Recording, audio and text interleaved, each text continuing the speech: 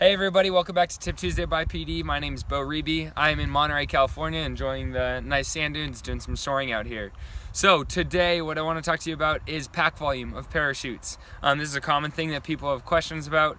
So first off, if you are trying to compare the pack volume of 2 or 3 different PD parachutes, if you check out our website, we have an entire spreadsheet, like a table, of how our different parachutes compare in pack volume.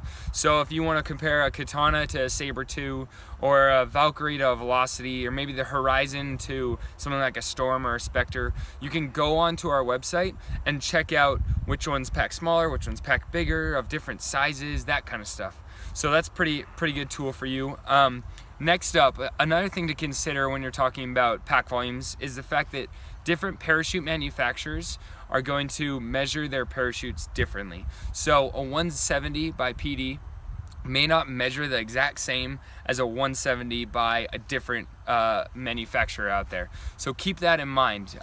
Unfortunately, there's no like super easy answer or right answer to what's right, because there's different ways, different standards, different production processes to measuring, but it's just the way it is. So keep that in mind. Another thing to think about is different fabrics that are used, ZP, F111, low bulk fabric, that kind of stuff, as well as the condition of the fabric. So new ZP, really challenging to pack. The pack volume is normally going to be a bit bigger because of that, versus old ZP, where it's a little bit easier, fabric lays in place a little bit nicer, may pack a little bit smaller. So take a look at what condition your parachute's in when you're thinking of the pack volume as well.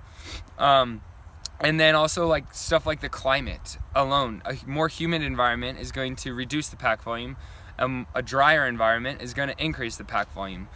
So there's a lot when it comes to the pack volume of a specific parachute or of a different size like that. And so then the next question is, okay, I'm buying a container. Will this parachute fit in that container? And the answer to that is not something that I will be able to tell you specifically. There's so many different containers out there. There's different sizes. There's different combinations of main and reserve. And unfortunately, I just can't memorize all that. We can't memorize that, but you know who does know that stuff is the container manufacturer that you are jumping.